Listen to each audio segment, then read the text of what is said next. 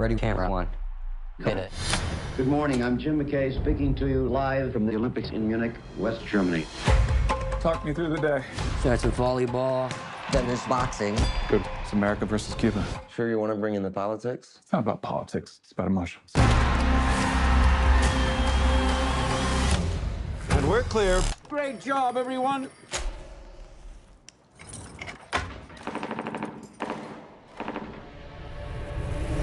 Do you hear that? Close gunshots. What's the situation? The police are reporting that armed terrorists have attacked the Israeli athletes. There's a hostage situation going on right now in the Olympic Village. ABC wants news to take over. Your sports, you're in way over your head. 400 yards away from where this is happening. We are the only people capable of following it live. This is our story, and we're keeping it. What do I tell the cameras? What do you mean? I mean, can we show someone being shot on live television? We're on. The peace of what have been called the Serene Olympics was shattered this morning. The games are still going on. Within a few hundred yards, 9 terrified living human beings are being held prisoner. You need to understand how sensitive this situation is. These are just local cops doing things they have never done before. We'll make it broadcast history. More people have seen this than watch Armstrong land on the moon. Now, police are on the roof. Whoa, guys. That's a TV. Are they seeing what we're seeing? What are you talking about? Are the terrorists seeing this? Our job is to tell the stories of these individuals whose lives are at stake. It's not okay if we made it worse. Cameras on. It's a madhouse down here. They know the whole world is watching. If they shoot someone on live television, whose story is that? Is it ours or is it theirs?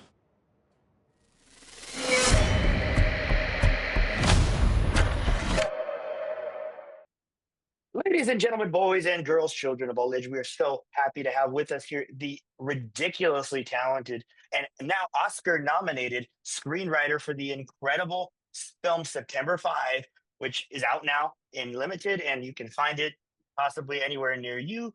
Moritz Binder. Hello, Moritz. Hello to everybody that's out there on the internet and in the world. Thank you so much for having me. I mean, that's an introduction. I have to recollect myself now. But thank you so much for having me. It's a pleasure. I mean, we're happy to have you. I mean, you could be doing anything during this time right now. You know, it's an Oscar campaign for you. You could be hanging out with anybody, but we're so glad you chose to spend time with us. Let's get right to this. What was it like writing this with you? You wrote this with the director, Tim Falbaum. What was the process of making this happen? Because you're basically working with real life, with events that have happened.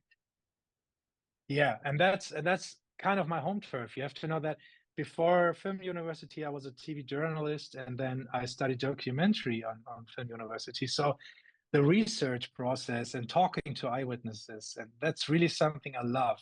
And I always say that reality gives you things and aspects and details you don't find on your desk, sitting at your desk.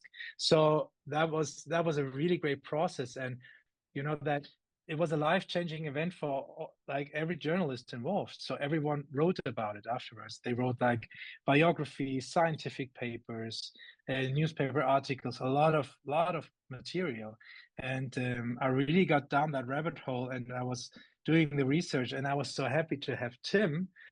Because when I started writing, I always tried to write fast to get like something on the page, not to overthink it.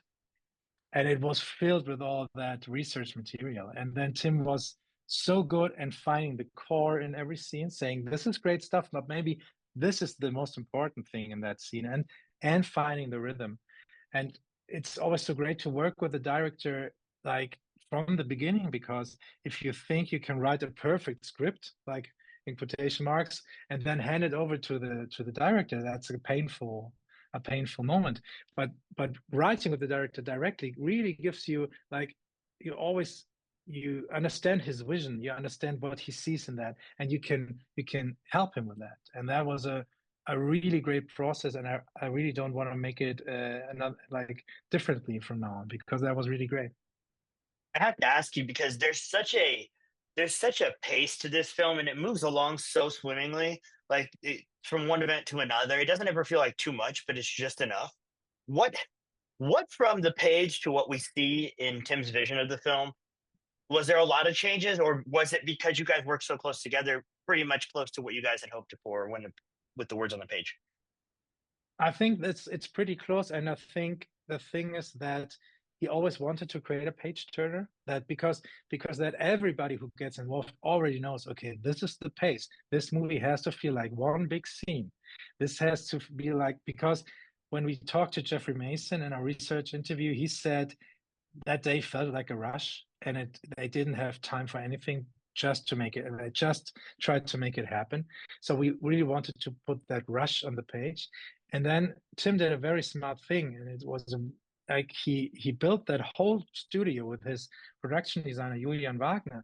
He built the whole studio so the cameras could move anywhere at every time. So they tried to cover it like a documentary team as well, which leads to the third thing, the editing, because it created a lot of material. And Hans-Jörg is a great editor. He edited it, and then they had to find like small moments where we can catch some breath, like small moments where it gets a little bit more quiet and open, because the book was so tense and the way of shooting was so tense. So the more emotional moments where the movie like takes his breath, that's what happened in the editing. I have to tell you, I as an audience member appreciated those just little breaths of, Yeah. and I could hear myself doing it as I'm watching it. I'm like, oh, man, I needed that minute of just going back to Peter Jennings in studio, or going back to Tim McKay in studio, Yeah. or going back to the studio in general, or turning the TVs off and just getting to breathe while this whole situation's occurring. And it's for those who don't know, September 5, it takes place during the 1972 Summer Olympics in Munich. It's about the attack done by a group of Middle Eastern, I guess you would call them terrorists, even though Peter Jennings would not let you do that, who happened to kidnap Israeli athletes. How do you, as a writer, do service to real people and real suffering? That's a very good question. We try to be as honest as possible always, and we try to get the research right. I think that's a thing that you can feel it within you when you're a writer, that when you have the research right, and you know what happened, and you spoke to a lot of people, a lot of sites, a lot of people involved, then at a certain point you realize that now you have like, you want to write it, and then you lose not the respect of the people and what happened to them, but of the material, and then you can start right.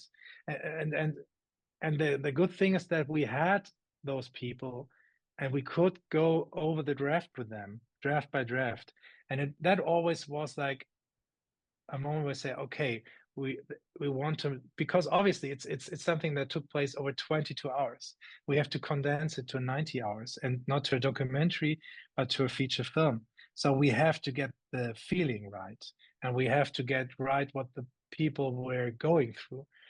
And I was very happy when Jeff said, you took me back to that room that day. And after some screenings, people came up and say, I worked on the Rune Knowledge. It felt like going to work again for 90 minutes. So that really told us that we got it right. I have to commend you, because there's so many lines in this movie where you're just like, that's such a good line. When Marvin and Millian are having that conversation, and he's like, basically griefing her over the sins of the father, and she just says, I'm not them, and he realizes, man, he snaps out of it. Or again, Marianne, who steals her character, Leonie's character, steals all the scenes and every scene she's in. At the end, when she says, we stared into the night just so we could take pictures of it, you're just like, wow, this was a perverse exercise in general. And wow, you know what I mean? Your script is just, it has such a memorable flip to it. So I have to commend you for that. And I'm glad that they recognize this film, that deserves some recognition with at least a nomination for original screenplay. How's that feel, by the way? Thank you, man. I mean, the nomination feels. I think I still have to process it. I mean, it's like it's over a week now, and I thought, okay, last Thursday, I thought, okay, maybe on the next day, I can realize it, but I still can't realize it because being in that group of these talented people that I admire, and suddenly being like named among them, that's a surreal, very surreal feeling. But I'm happy that you're speaking of those lines because with Marianne, that was a complicated character because she's not based on one true character, on one true person. She's based on many persons. Like there were translators like her provided by the Olympic Games. There were like, and that day, ABC grabbed almost every German they could grab to do translations or get infos. And we combined that. And then we wanted to give her that mindset and the high hopes of that new German generation. And this is something that can go wrong because it's a lot of weight for a character. And the last thing you said, that's a perfect example of how great it is to have an actress like Leonie, because the last scene there were way more lines than that line you just mentioned. And during like the rehearsal on that day and finding that scene with John and Leonie, they lost line after line, and I was so happy because they showed it in their face. And that's the best thing that can happen to a script if you don't have to say it because the actors already show it. And then the lines that are left have such a power. And so I have to give like credit to them because that line has the power it has because they were carrying everything in their faces. So that's I love that. You've got a heavyweight fight ahead of you for the award. We'll be rooting for you, but it's going to be a heavyweight fight. There's 5 good scripts in that nomination there, and so we wish you luck on that one. I want to turn the page and ask you some fun questions that we ask all of our guests because obviously you're sitting here, you're a very talented screenwriter, Oscar nominated now. But I want to know, as a human being, who are some people that inspire you? Well, if I talk like as a human being, I'm really inspired by, I have to say, and that's cheesy, but by my parents because they really, like I told, they are the generation of Germans that like try to build a new liberal Germany. I mean, not the two of them, the whole generation, but the way they try to do it and to constantly try to do it again and again and again. That is inspiring because they never took anything for granted. And this is something I think that helps me a lot in my daily life to always think of nothing is granted. You have to be thankful for everything that there is. And sometimes you have to fight for stuff that you really like and love. I love that. And do you have any professional people that, people in your profession that you look up to? Well, for writing, I have to say, and I wouldn't be able to write something like he does, but Charlie Kaufman is like a real hero to me, because I think this brain only exists one time on the whole planet, and I really love how he almost connects his dreams to the page, and that's something really I think he belongs in a museum in a way because this is very unique and I love it. I love it. As a humongous fan of Eternal Sunshine of the Spotless Mind, I'm glad you said that because only one human being on the planet could have ever written that movie, and I'm glad he wrote it, and I'm glad we, as movie lovers and cinephiles, got to experience it. So I completely agree with you there. That's a great pick. Adaptation, obviously, he's brilliant. Now the second question's a lot harder, so you're gonna have fun with this one. You can only watch 2 movies for the rest of your life. What 2 are you picking and why?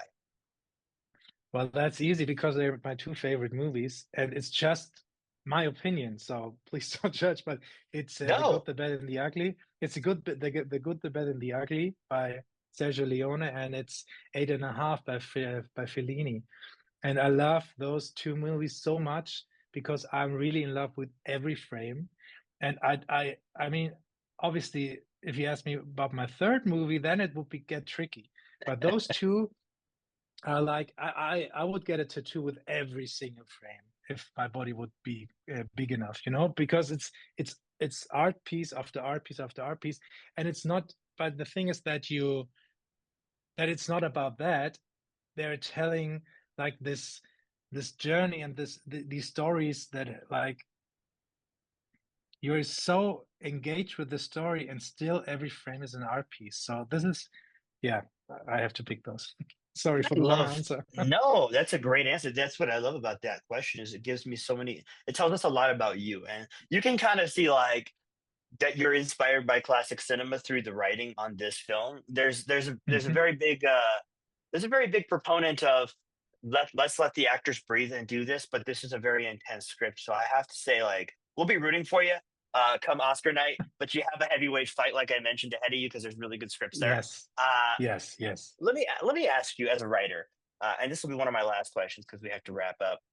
What's important to you on the page? What's the most important thing to you on the page? And then consequently, what's the most important thing to you that you hope the director gets out of the actors from it? Well, I have to say that it feels alive because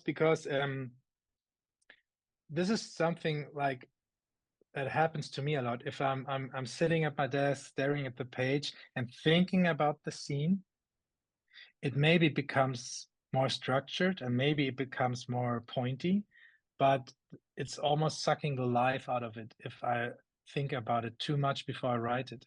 So I always have to write the scene like I'm entering that room and look around. And then it's way too long, way too detailed, way too many atmospheric like sentences. But at least I was in that room once, and then I can strike out line after line. But I have to be in that room for just one single moment. I love that. And like I said, the follow-up, what do you hope to see? What do you hope a director takes out of your script and puts on the screen that maybe you didn't write?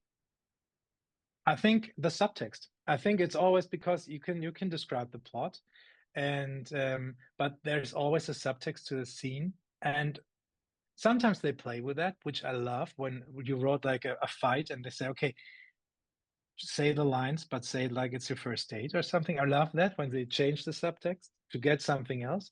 But I love if they're not too focused on the plot and more focused on what's beneath the plot, what's like the heavy load of that scene. So yeah. I love that. That's actually a really good answer because this is the perfect example of like if I just told you what this movie was about, you wouldn't be that interested. But when you start to realize how dire that situation is, and even through the script, the film becomes far more compelling. So I completely get where you're coming from. Right? Let me ask you, if you had a 30-second, we call it an elevator pitch because the elevator takes about 30 seconds, right? Yeah. You had an elevator pitch to someone to see September 5. What would you say? Yeah. I would say it's a once in a lifetime opportunity to sit next to the journalist that had to broadcast for the first time and act like that. And those people were sports journalists. So that's the thrilling thing about it, that you have the same time like them to answer very complicated questions, ethical questions, make big decisions while being already live. And I think that feeling is something, that experience is something we haven't experienced before. I love that. That is the best answer. Guys, make sure you check out September 5. Not only do you get to witness a very, very good script put onto screen written by Moritz here, but Peter Sarsgaard is absolutely excellent in this movie. And John Magaro, back-to-back years, may have my favorite movie of the year. Check this one out. It's in limited right now. Ladies and gentlemen, Moritz Binder, thank you so much for spending time with us. We really appreciate you, man. No, thank you so much for having me, and thank you for that great conversation. It's been wonderful.